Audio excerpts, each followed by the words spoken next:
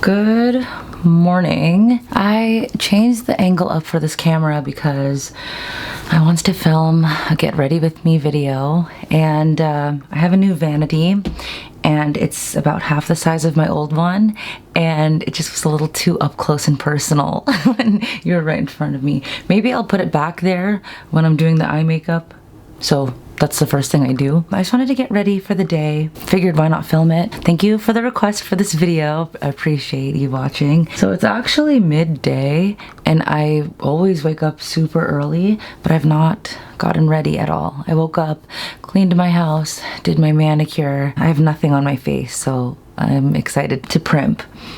First I'm going to apply the Lumify eye drops. This is what I use every day. They make such a big difference, and when your eyes look white, it just looks so cute. And I dyed my hair last night. I used the Garnier Ilia box dye in the shade Blue Sapphire, and my bathroom is ruined. I have blue hair dye on the floor and a little bit on my sink vanity, so whoopsies. This is the Clinique Dramatically Different Moisturizing Lotion Plus. So I just dyed my hair last night and then it air dried. So this is how pin straight my hair is all the time. So I will be adding some curls, I think. Sometimes I try to curl my hair after I just dyed it and it just won't keep a curl. So we'll see if that works. I have not been wearing my hair straight, so I want this to be how it's been. My skin has been so nice lately and clear.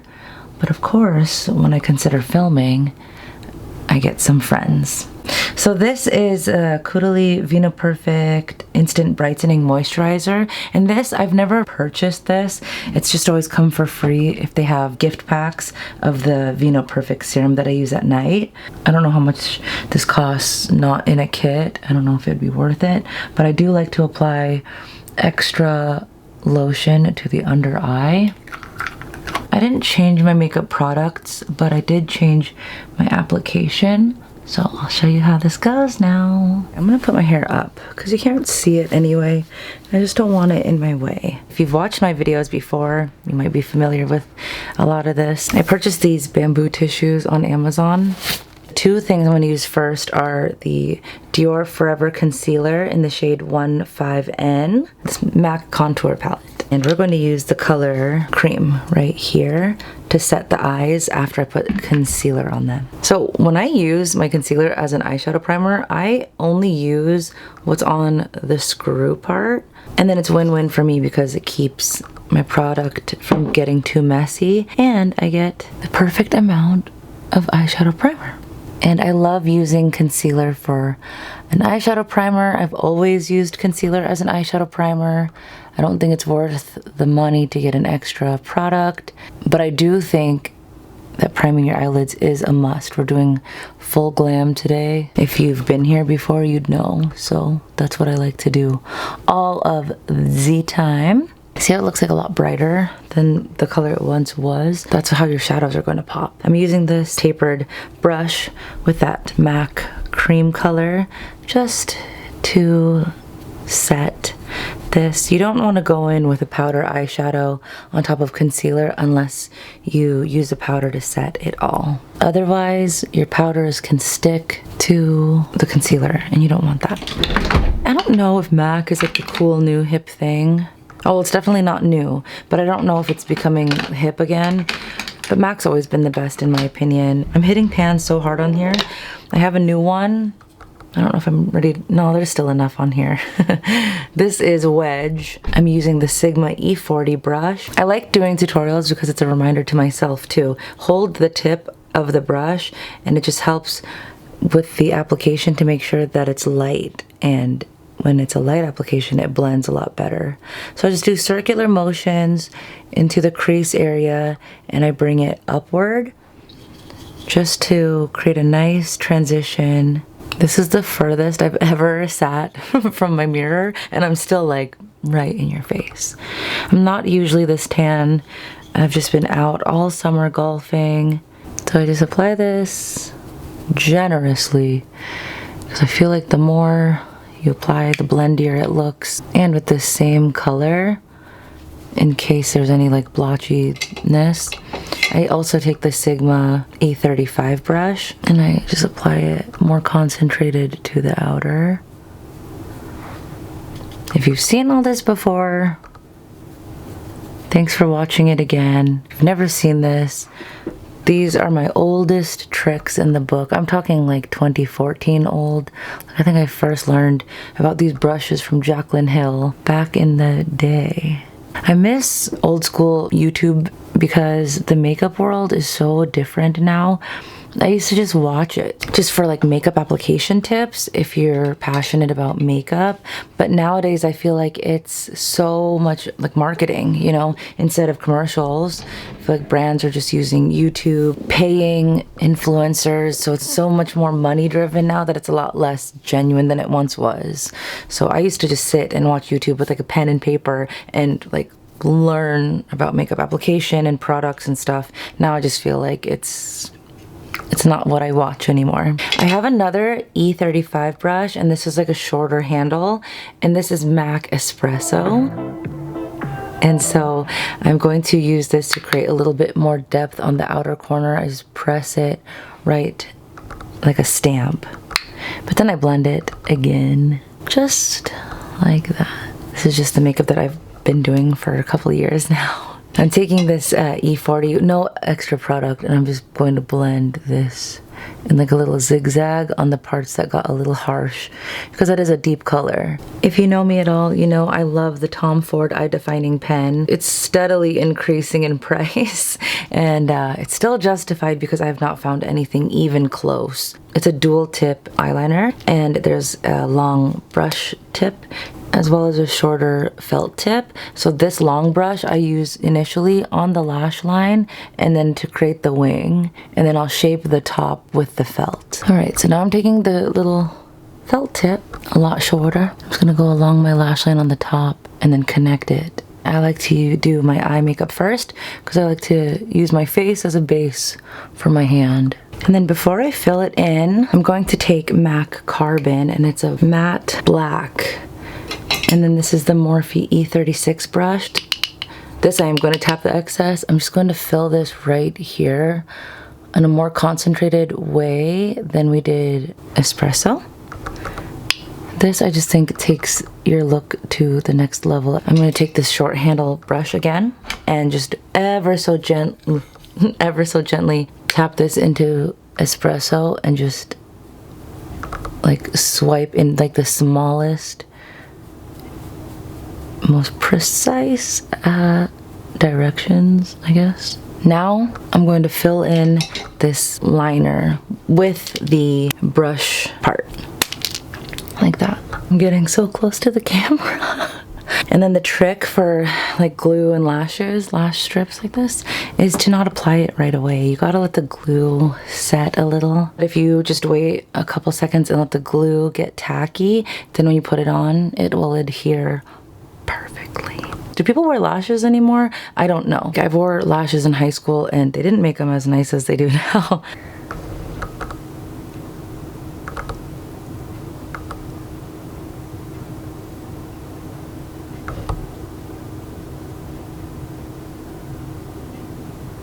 Okay, perfect. So let's do the hair. I don't know where I'm gonna put you because this is too close, right? You guys, are you like sick of being this close? Who wants to be this close? Maybe you have a space issue. I'll move this. Okay, as I said before, I just dyed my hair, so I don't even know how well these curls will stay. When I dye my hair, I wash it out forever.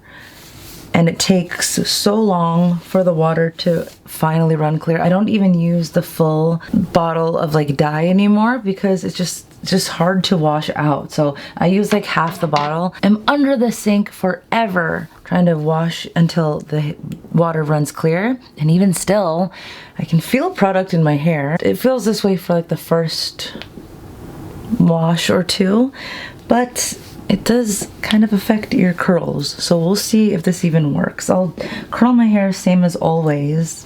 I'm sitting crisscross applesauce, and last time I did, I burnt my thigh. I dropped my curling iron. This is on like the second to lowest setting, and I dropped it like not even for a second.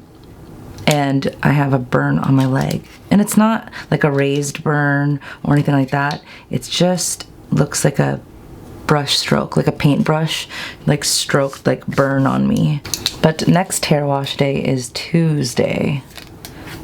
And today is Sunday, so I dyed my hair yesterday. Okay, so I just mentioned that I'm really into psychology. I've never taken a class on psychology or anything, but I just like am really into it. And I've always been so obsessed with the Myers-Briggs personality test. I like to ask anyone in my vicinity to please take the test. I'm just really into that stuff. But you know what else I've really been into? I've never in my life been into horoscopes. I know that I'm a Libra because I just know when my birthday is, but I've never really looked into astrology at all because anything that I know about it, it just seemed silly. If you read the horoscopes, they're so general that you could read any one and it would apply to you. And I saw this episode one time of Chris Angel, and he purchased a women's magazine and he just cut the horoscopes from them, and he read every horoscope to everybody regardless of who it was, and girls were in tears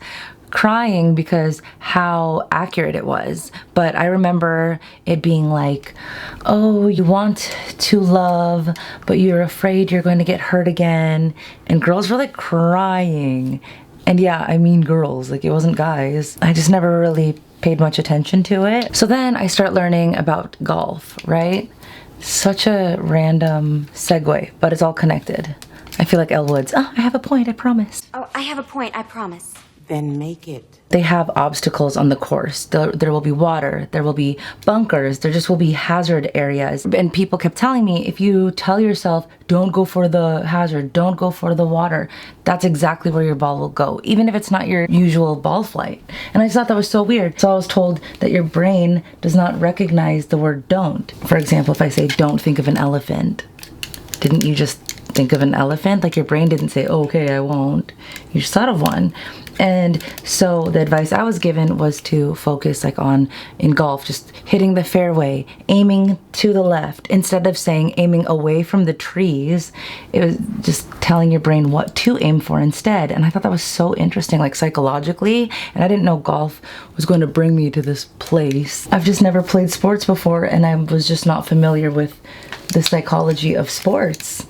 Self-talk is so important because, like, for example, putting is so mental. You can have any kind of putting stroke that you want, and you can make putts if you're confident. I practice putting only for the sake of confidence. I don't practice my exact same stroke. I don't practice the reads and all that. I just practice for confidence.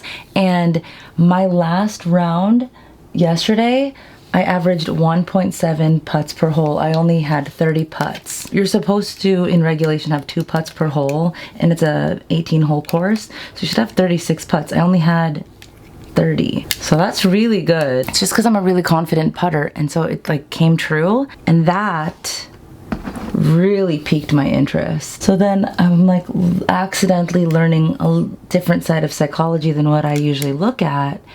And I saw, was it Tony Robbins on Theo Vaughn's podcast? And he was talking about how your perception can alter your own reality. He was saying to look at the room and find everything you can that's brown. So Theo starts looking around and pointing out everything that's brown. Not only was he pointing out things that were brown, but he'd see things that were kind of maroon and count them as brown because our brains, you know, accept that challenge of looking for things and seeing to it that they find them. So you can do that for yourself too. If you tell yourself you're having a good day, your brain will look for everything to support that and let you know and reassure you that you are having a good day. But just as easily, it can do the opposite. So if you tell yourself you're having a bad day, you tell yourself that these people dislike you, you can make it happen. That's an idea that I'm super comfortable with, creating your own perception of things based on your own thoughts. That's not hooey to me, like that makes a lot of sense. I do believe that 2 people can have the exact same day, and a negative person will have only negative takeaways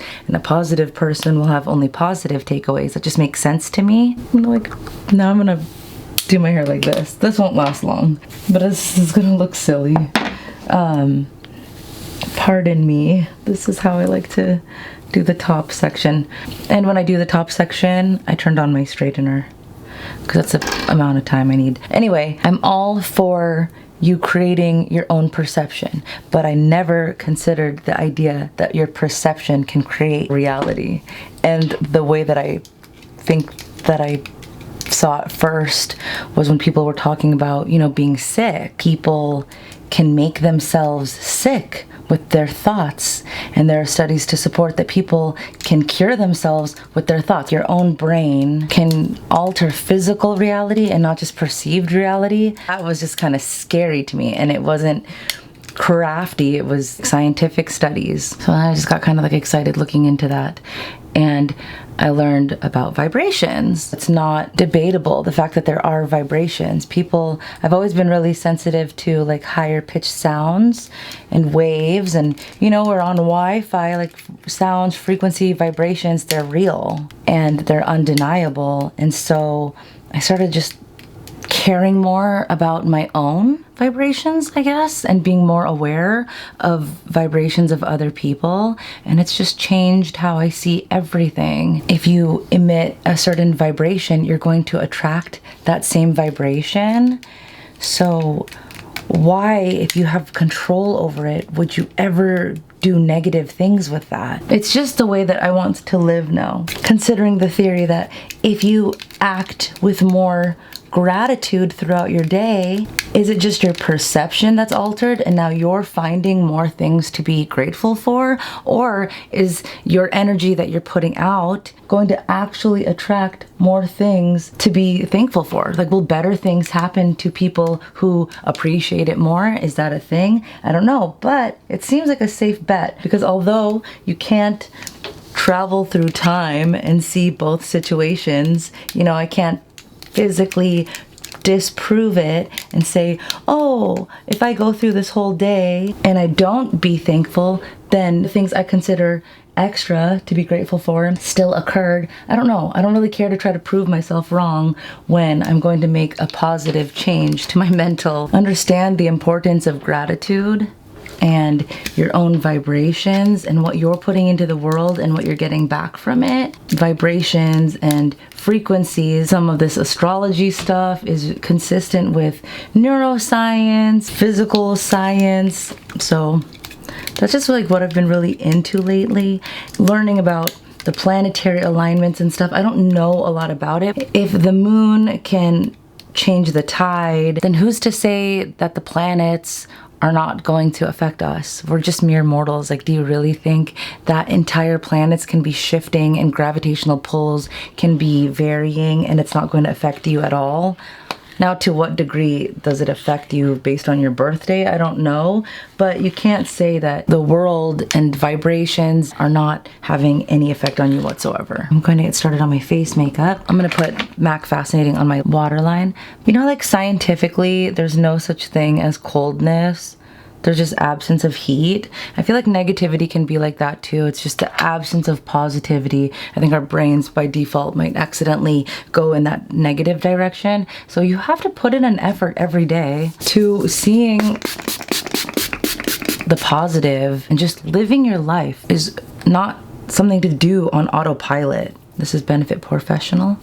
I think that you should just live with intention and speak with intention. I don't really prioritize my happiness as far as like instant gratification. Instant happiness and long-term fulfilled feeling happiness are totally different. Do you think that anyone who's obsessed with instant gratification would be into golf? Absolutely not. It just takes years in golf to get comfortable considering yourself like a good golfer. This is Dior Forever Foundation in 3 Warm Olive. I just feel like living with intention and speaking highly of myself has been the best thing I've ever done in my life. And manifesting has done me very well. So I'm gonna get back into the makeup part.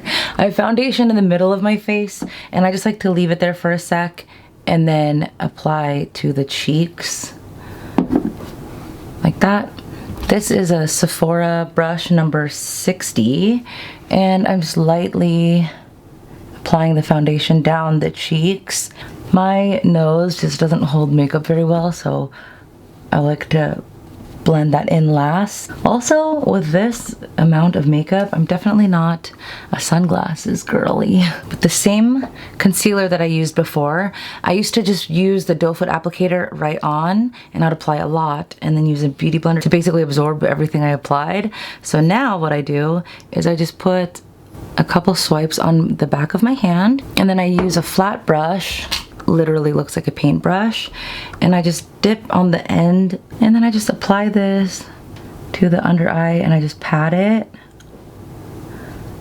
Way lighter application than I did before.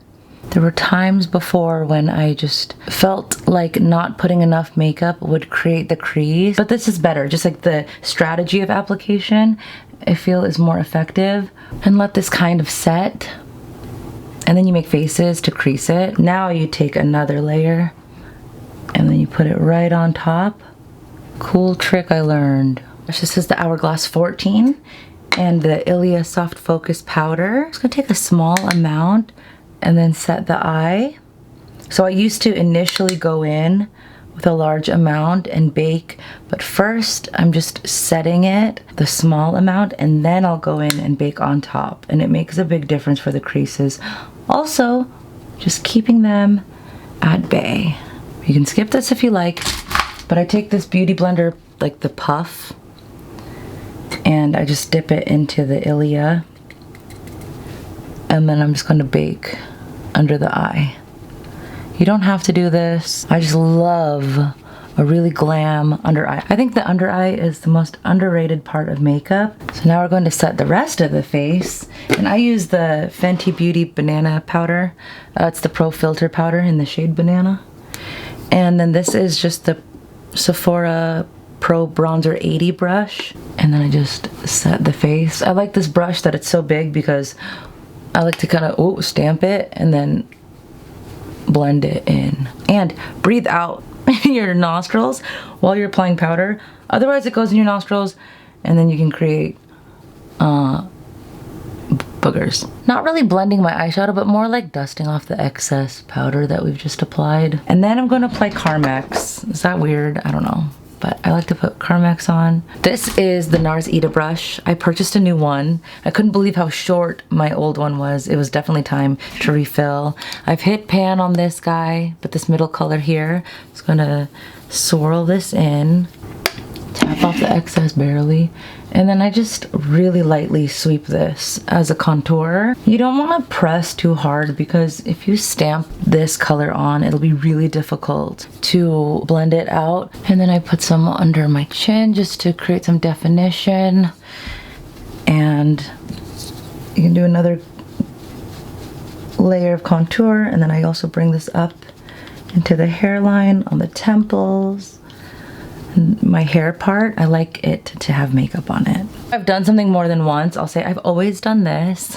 And then I just put like 26,000 layers of this on. Put a little bit down the sides of the nosy.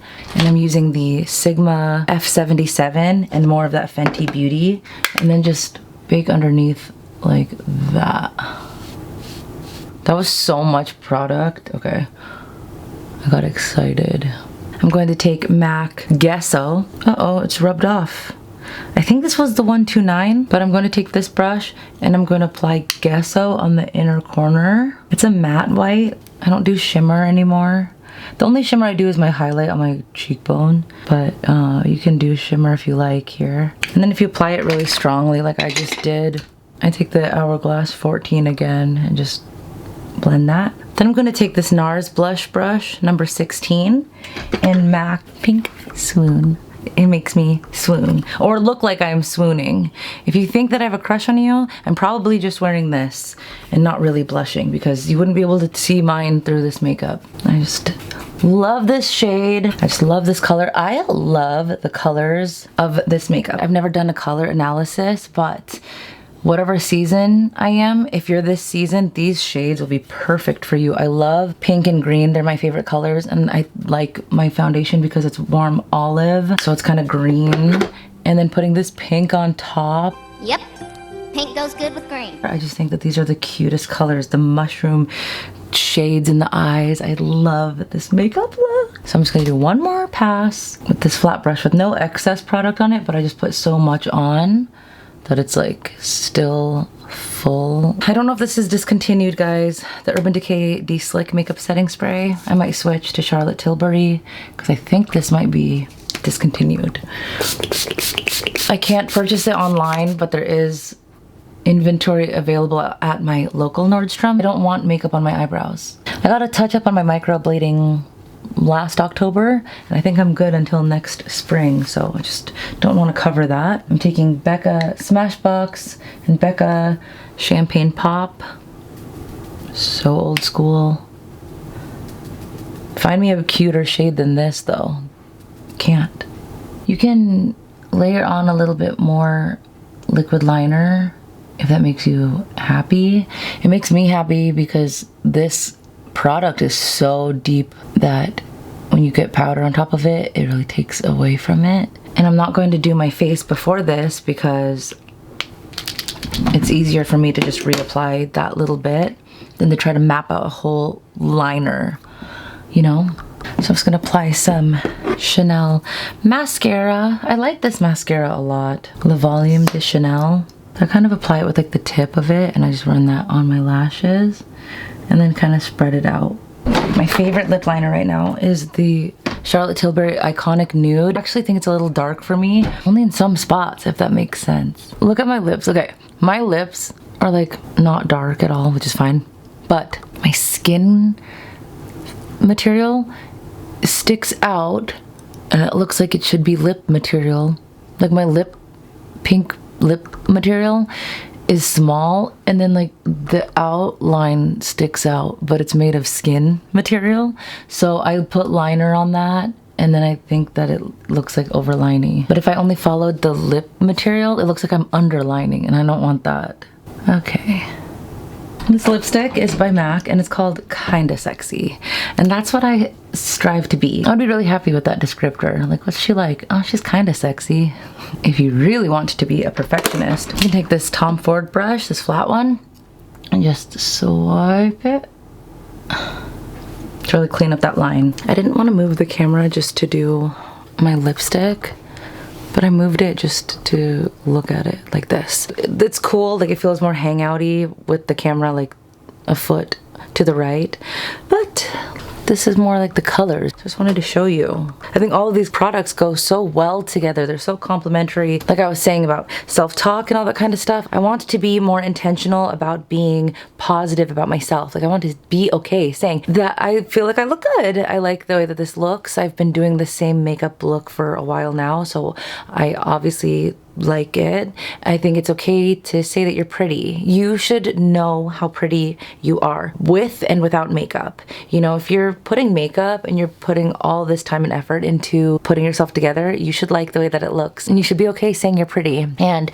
before you apply it and after you wash it off, you should also be okay saying that you're pretty. I think it's really important, and more than any product or any other takeaway on my channel, my purpose on here or my goal on here is to help convey what a gem you are and how you contribute to this world. It's really important for you to know specifically. I can't tell you. You really have to find it within yourself and do some soul searching if you are not aware, but I promise you that you're here for a very divine reason, and it's in your best interest to understand that and to appreciate that. Things in this world are not random. I can't wrap my head around a belief that suggests that this earth came randomly or this universe exists randomly. All of the things, the amounts of gravity, the temperatures and everything that created this world were there for a reason. I believe by a creator, because this could not just exist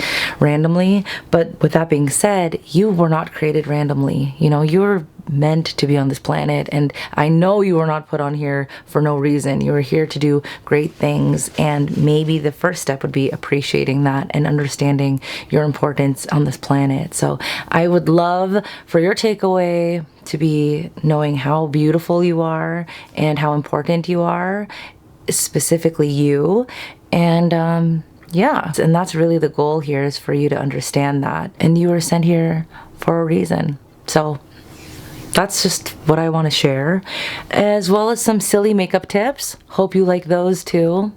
And this is what I'm going to look like until I wash it all off. And let me know what you want to see next. My YouTube is a really fun jumble of golf, makeup, and beauty. Let me know what you want to see.